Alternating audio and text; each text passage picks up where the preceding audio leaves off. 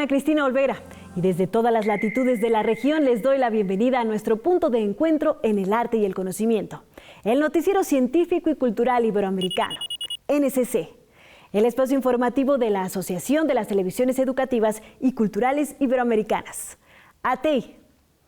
¿Dónde están instalando oasis artificiales? ¿Cuál es el panorama de la educación digital en Colombia? ¿Y dónde se hace un encuentro de bookfluencers? Acompáñenme en este recorrido de 30 minutos a descubrir lo que se produce, se investiga y se crea cerca de ti. Los oasis artificiales son creados por el ser humano mediante la perforación de pozos o la construcción de sistemas de irrigación en zonas áridas. En el Bosque de la Primavera, en Jalisco, ha iniciado la instalación de estas áreas fértiles para mitigar la sequía.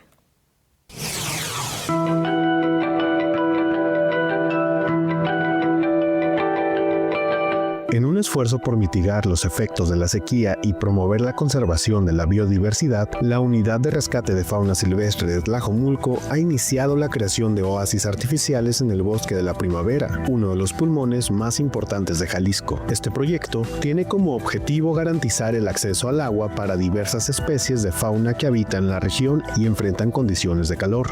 ¿En qué consiste? Prácticamente dejar un punto de hidratación todo el año. Ya no nomás es por temporada, sino es estarlo surtiendo a todo el año para que la fauna pueda acostumbrarse a tener ese punto y que no tengan que meterse a las casas de habitación. ¿Qué pasa con esto? Imaginemos un venado que se mete a un fraccionamiento, Corredor López Mateos, de repente se asusta con un perro, se asusta con un carro, choca y el animal puede llegar a morir en el intento por regresar al bosque. El trabajo de la unidad se ha concentrado en la instalación de bebederos y depósitos de agua en puntos estratégicos del bosque. Los oasis artificiales se han colocado en áreas donde la disponibilidad de agua es escasa, proporcionando así a los animales un refugio vital durante los meses más calurosos del año. El equipo ha trabajado en coordinación con biólogos y ecologistas para determinar los lugares más críticos donde estas intervenciones son necesarias. Entonces, al tener estos puntos, que ya son 5 de nosotros, más otros 3 que tienen un fraccionamiento, son 8 puntos que va a blindar hasta cierto punto especies que no queremos que se metan a la zona urbana. Algunos sí tienen que pasarse definitivamente porque el corredor biológico naturalmente los va a obligar a pasar, pero no en una temporada donde sea un estiaje que se le sumamos con un incendio forestal y que nos ayude a minimizar un poquito, así sean 20, 30 especies que estamos viendo que lo están usando, que podamos evitar que entre a esta zona, ya ganamos. Cada oasis artificial está diseñado para ofrecer agua limpia y accesible a diferentes especies, desde pequeños mamíferos hasta aves y reptiles. Además, estos puntos de hidratación se mantienen en constante monitoreo para evitar la contaminación y garantizar así que el agua siga siendo segura para la fauna. El proceso también incluye la vigilancia de los animales que se benefician de estos recursos, lo que ayuda a entender mejor sus hábitos y necesidades. Y nos dimos cuenta que cuando instalamos el de los primeros, al día siguiente ya lo estaban usando unos zorros. Entonces, han sido muy efectivos y eso nos da una idea de qué ejemplares están dentro de esta zona interfaz urbano-forestal. Ahorita son zorros, son mapaches, son cuatís, son venados. Y si algún momento llegara a salir algún ejemplar grande, hablando de un puma, pues sabemos que tenemos que tener más ojos y más énfasis en ese espacio para evitar que ese ejemplar pueda meterse a una zona de habitación y por el desconocimiento de las personas lo tengan que matar. Este trabajo de la Unidad de Rescate de Fauna Silvestre de Tlajomulco subraya la importancia de la colaboración entre diferentes sectores para preservar los ecosistemas naturales. Los oasis artificiales no son solo una solución temporal, sino una inversión en el futuro de la biodiversidad local, asegurando que las especies que dependen de este valioso ecosistema puedan sobrevivir y prosperar. Para el noticiero científico y cultural iberoamericano, NSC, David Aldaz, UDGTV, Canal 44.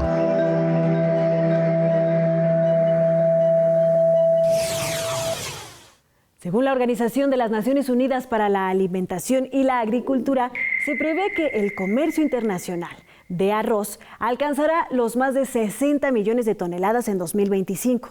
En Chile desarrollan una nueva semilla que usará la mitad de agua en su cultivo. El arroz del futuro Durante milenios, la humanidad ha inundado los arrozales para eliminar malezas y evitar plagas. Pero en un contexto de sequía en los campos del sur de Chile, una nueva semilla más resistente abre nuevas perspectivas.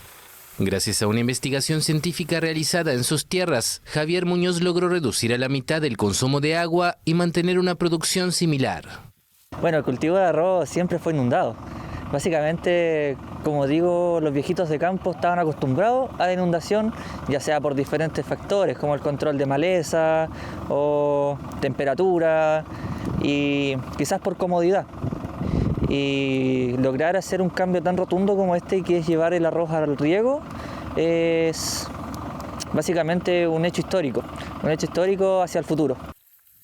La nueva técnica fue desarrollada por la científica chilena Carla Cordero del Instituto Nacional de Investigaciones Agropecuarias, quien desarrolló una nueva variedad de arroz llamada jaspe, surgida del cruce de una semilla chilena y otra de origen ruso que está más adaptada a climas extremos. Sembrada en hileras espaciadas a unos 30 centímetros, la nueva variedad utiliza solo la mitad de los 2.500 litros que se requieren para producir 1 kilo de este alimento y puede resistir mejor las tormentas, las inundaciones y olas de calor. De cada semilla brotan cerca de 30 plantas hijas, casi 10 veces más que en un campo de arroz convencional. Los agricultores cada vez están teniendo menos disponibilidad de agua y en el mundo pasa lo mismo. Muchas de las partes donde se produce gran cantidad del arroz que se consume hoy en día está sufriendo de sequía. Y la forma de poder producir el arroz del futuro va a tener que ser en esta vía, porque es la única forma también en que nosotros podamos descontaminar y ayudar a mitigar las emisiones de metano que son tan preponderantes a la hora de hablar del cambio climático. Tras casi 20 años de experimentos en laboratorios y campos, jaspe saldrá al mercado en unos meses y la técnica se probará también en Brasil, Ecuador y Uruguay.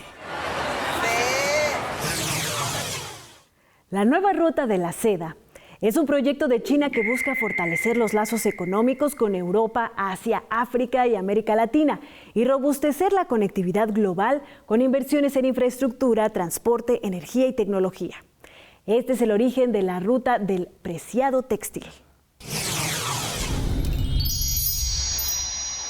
De los huevecillos de la mariposa Bombyx mori nacen los gusanos de seda que se alimentan de hojas de morera. Las glándulas salivales de estos secretan una fibra en la que se autoenvuelven y forman un capullo dentro del cual se convertirán en una mariposa. Los chinos hace miles de años encontraron que las fibras que envuelven al capullo podían desenredarse y así obtuvieron la seda. El secreto de la domesticación y crianza del gusano de seda permaneció dentro de China por miles de años. El comercio de este textil se realizó por una ruta que llegó a Europa y fue hasta el siglo VI cuando se obtuvo seda en otros países. Esta fibra es una proteína a la que hoy se le han encontrado numerosas aplicaciones tecnológicas. Variando temperatura o acidez, hoy se producen a partir de la seda materiales con características asombrosas. En cirugía, la sutura de seda tiene la ventaja de que no es rechazada como cuerpo extraño. Se han fabricado con esta fibra microtubos que se colocan como desviación coronaria, conocida como bypass, evitando así seccionar una arteria del paciente para hacerlo. En animales se han rehabilitado tendones usando la seda como andamiaje para que sobre este se desarrollen células madre. Al ser una proteína que no es rechazada por el organismo, puede permanecer dentro de este. Esta biocompatibilidad se está aprovechando para que sobre una superficie de seda se coloquen delgados materiales electrónicos y fotónicos que harán las veces de un monitor en diversos procedimientos médicos. Sin duda, hoy aún no vemos el fin de la ruta de la seda. Hasta aquí una pequeña dosis de ciencia. Recientemente se celebró la segunda edición de Game Fest Cultura Lúdica, coordinado por la Universidad Nacional de Quilmes, Argentina, donde hubo espacios con juegos de mesa, música y la Copa Carpincho, un torneo de videojuegos organizado por estudiantes.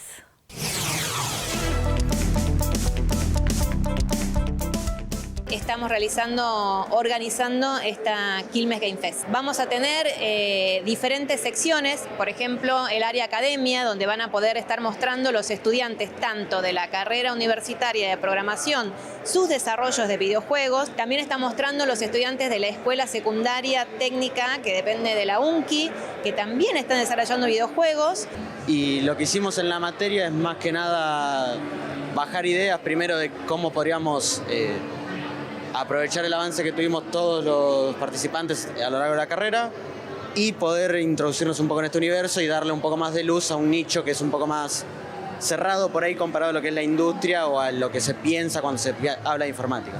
Y por otro lado, también estamos haciendo talleres dentro de la Quilmes Tech que están buscando desarrollar a personas que no saben nada de programación con software libre lo que es el desarrollo de videojuegos. También están mostrando en esta sección academia. Bueno, una cosa muy importante de estos encuentros es que el público naturalmente, genuinamente interesado en el trabajo de uno, se pone a disposición para probarlo. Y es lo que a vos te enseña más. Vos podés elucubrar un montón de cosas en tu estudio, en tus reuniones internas, pero cuando se pone a prueba con público una idea es cuando esa idea crece. Está usted viendo NSC. Le invitamos a que se sume a nuestros canales de WhatsApp y Telegram.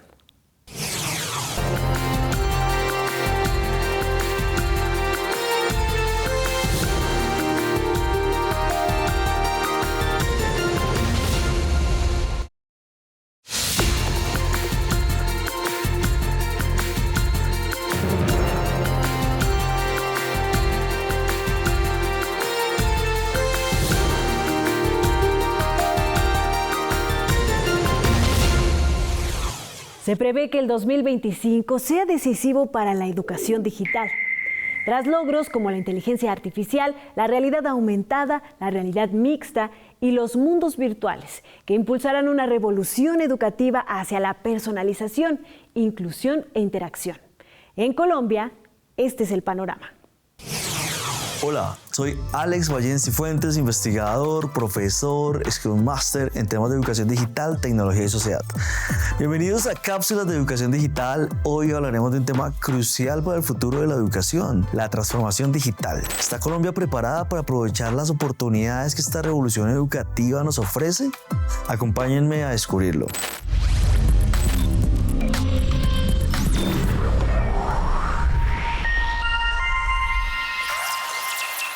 ¿Sabías que solo el 40% de las escuelas primarias en el mundo están conectados a Internet? Y que menos del 10% de las instituciones educativas tienen políticas internas sobre uso de inteligencia artificial. En Colombia, aunque hemos avanzado, solo tenemos una parte de esto cubierto. La mitad de las escuelas tienen Internet y estamos trabajando en estas políticas de protección, de prevención y de apropiación en general. En los últimos años en Colombia hemos dado pasos importantes. La llegada de las tecnologías, 5G, el aumento de la conectividad de municipios, por ejemplo, como Cauca, Chocó, Guajira, programas de acá, por ejemplo, el Ministerio de las TIC, como Generación TIC, Talento Tech, Senatec, Ciberpaz, Colombia Programa, etcétera, y otros de otras entidades, hemos avanzado bastante. Sin embargo, algunas cifras de investigaciones nos dicen que hay 8 estudiantes por cada computadora en Colombia. Esto en la básica y media, ¿no? Entonces, la brecha digital sigue siendo un gran desafío. Comparados con otros países, aún hay mucho por hacer. En el ámbito internacional, la UNESCO señala que el 60% de los países en desarrollo han incorporado la educación digital en sus sistemas educativos, pero solo el 20% de los estudiantes en estas regiones tienen acceso a Internet en sus hogares. Para lograr un modelo de educación digital efectivo, es fundamental garantizar que el acceso a Internet llegue al 100% de las instituciones educativas. Además, se deben implementar políticas que reduzcan la relación de estudiantes por dispositivo, o sea, por computador, a menos de 3 estudiantes por equipo. Aumentar la formación docente en competencias digitales, que hoy es uno de nuestros principales retos, urgencias. Y para ello, Colombia está armando un plan estratégico que incluye estos elementos. Entonces, por un lado, inversión en infraestructura digital, o sea, conectividad, priorizando áreas rurales. 2, formación masiva en docentes en pedagogía digital, que no son solo los docentes de tecnología, ¿no? Sino que todos los maestros y maestras estamos acá en en esta estrategia de formación docente. 3, políticas que garanticen el acceso equitativo a dispositivos y a conectividad. 4, sistemas de aprendizaje, plataformas que usen inteligencia artificial, que usen otras herramientas, robótica. Bueno, todo esto es un ecosistema en donde estamos trabajando en lo que llamamos la misión de transformación digital de la educación en Colombia. La transformación digital no es solo una meta, es una necesidad para preparar a nuestros estudiantes para el futuro, y vamos a implementar estrategias que no solo van a cerrar brechas existentes, sino que también van a garantizar un mejoramiento de la educación. ¿Qué podemos hacer entonces desde nuestras comunidades? Promover el uso responsable de las tecnologías, participar en los programas de formación y exigir también que nuestras entidades públicas, incluso privadas, garanticen, nos permitan, nos faciliten el acceso a herramientas, a conectividad, a programas de formación en habilidades digitales.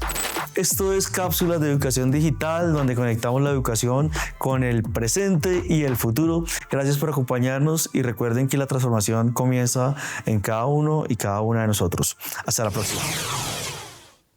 El término bookfluencer hace referencia a personas influencers que se dedican a leer, reseñar libros y generar contenido para redes sociales con el objetivo de promover la lectura. En Argentina se realizó el encuentro internacional que conecta a jóvenes con la literatura y el mundo digital. La capital argentina volvió a convertirse en un punto de encuentro para el cruce entre la literatura, jóvenes y las redes sociales, con la realización del 9º Encuentro Internacional de Bookfluencers, un evento que ya se posiciona como una cita destacada dentro del calendario de la Feria Internacional del Libro de Buenos Aires. El encuentro reunió a creadores de contenido literario de Argentina y del exterior, quienes encontraron en este espacio una oportunidad para compartir experiencias, debatir sobre tendencias y analizar el impacto que tienen las redes sociales en la promoción de la lectura entre las nuevas generaciones. Y ahora vemos que hay gente esperando para firmar, o también me ha pasado de tener clubes de lectura donde vienen, quizás nos juntamos a un desayuno y vienen 10 o 15 personas que leyeron el libro y que lo comparten, y esa cercanía creo que es increíble. Jóvenes especializados en reseñas literarias, autores noveles y aficionados a la lectura participaron del evento, una iniciativa que comenzó en 2014 como una propuesta del colectivo juvenil Movida Juvenil y que desde entonces no ha dejado de crecer. Como gran novedad en esta nueva edición destaca la Tribuna Juvenil, un espacio que ofrece actividades diarias destinadas a jóvenes dentro de la feria, con hasta 10 propuestas por día desde el inicio del evento, según explicó Cristina Alemani, escritora, curadora de ese nuevo espacio y principal impulsora del encuentro. Sin los bookfluencers sería imposible pensar la literatura juvenil acá en Argentina y creo que en el mundo. O sea, con el tema de todas las reseñas online y de todo lo que ocurre, realmente la difusión que hace de boca a boca, digamos, online, entre pares, es increíble.